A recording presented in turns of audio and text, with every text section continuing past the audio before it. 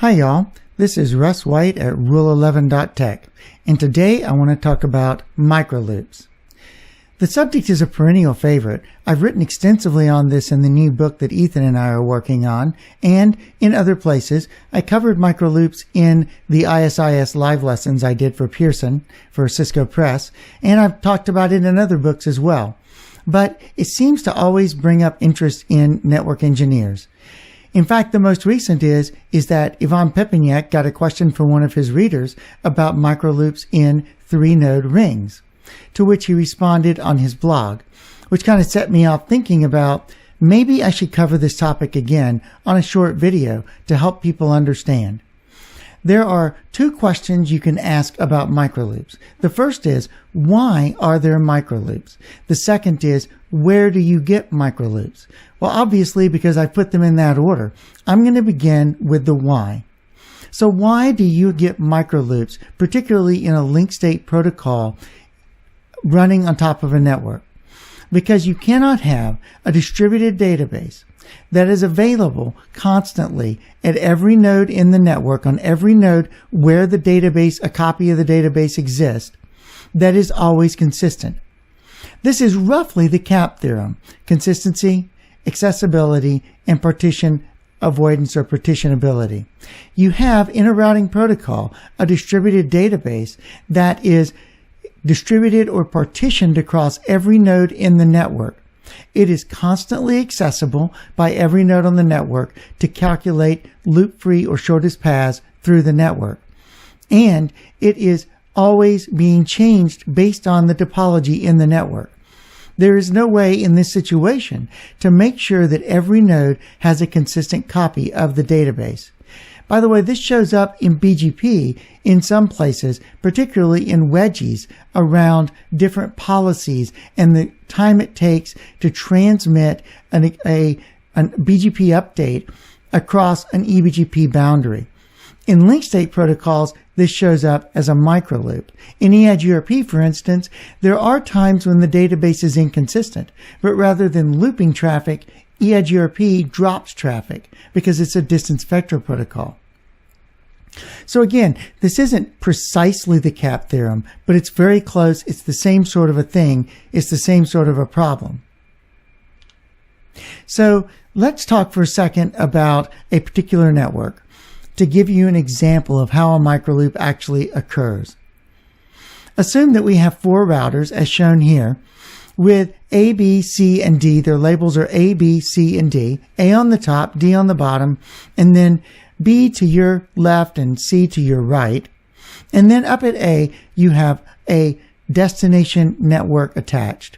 It's an IPv6 address, of course, 2001 DB8 3E8 100/64. Now let's say for whatever reason, D is using C as its best path to the 100/64 network. I haven't put metrics on the slides, but we can just assume that is true. Now in this network, what happens if the A to C link fails? C is directly connected to the A to C link, of course. So C is going to discover the failure pretty quickly, almost immediately, probably within 10 to 15, maybe 20 milliseconds.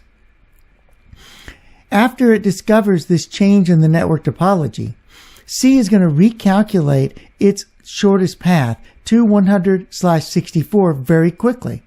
And it's going to discover that there is an alternate path through D. So it's going to install a new forwarding table entry through D, sending all traffic to 100/64 down through D. While C is calculating, however, D is still forwarding to C as its best path. Well, why? Because D does not know about the link failure between A and C yet. It takes some amount of time for C to build a new SPF or a new LSP, a new update, to serialize it onto the wire between C and D, then to transmit it, for D to receive the update, and then for D to run SPF and do all the installation stuff to build a new path through B. While all of this is going on, D is forwarding to C and C is forwarding to D. This is your classic microloop. Now, what's interesting is we actually make microloops longer by trying to control the amount of state and the rate at which state changes in our networks. In a link state protocol, for instance, we may set up an LSP timer that tells C how often it can generate a new LSP. And then we'll also set up an SPF timer that tells D how long to wait after receiving a new LSP before calculating SPF again. During those timers, while those timers are asleep before they wake up, this microloop is continuing to exist. So not only do you have the serialization delay and in-memory delays and other things like that, you actually also have the timers at C and D that are working against you to keep the microloop going. So when does a microloop occur? Microloops always happen in rings of 4 or more hops in a link state protocol when one of the links on the ring itself fails. They also happen, by the way, when the ultimate destination disappears, but I haven't covered that example here.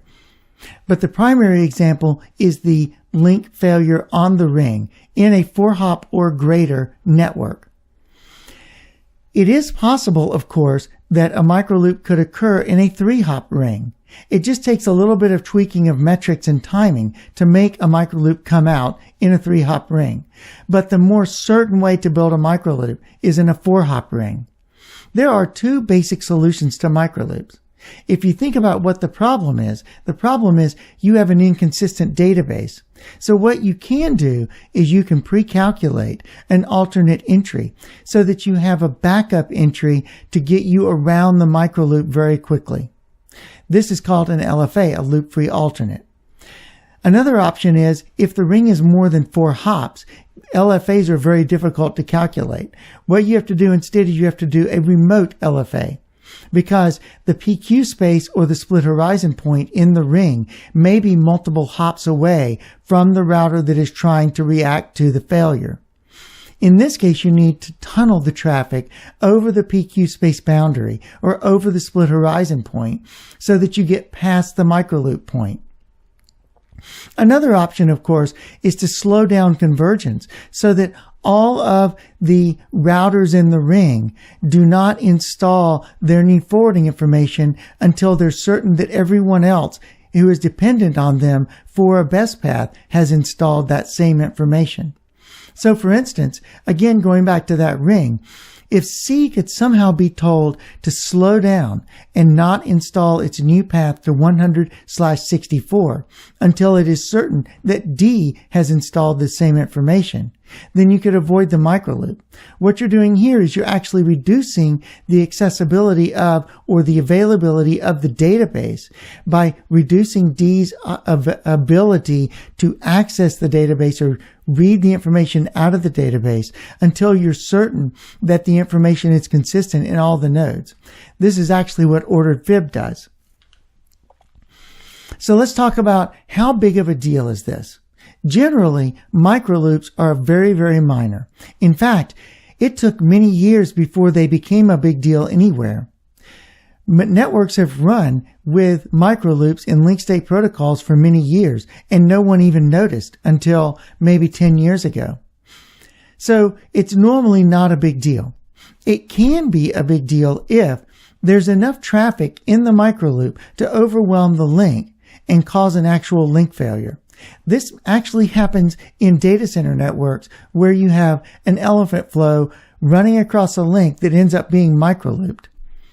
Another place where this could be a problem is if the microloop converges slowly enough that it actually impacts the network or the application running on top of it. To an application, routing protocols convergence looks like jitter. In the case of a microloop, it could potentially look like duplicate packets. If the application is sensitive to jitter or to duplicate packets, it is possible that a microloop could cause a problem in the network. Of course, you don't have to try to just solve microloops. Remember that the entire problem is that you have an inconsistency in the databases. So what else can you do to reduce the amount of time that the databases are inconsistent? One thing you can do is you can tune your timers using exponential backoff.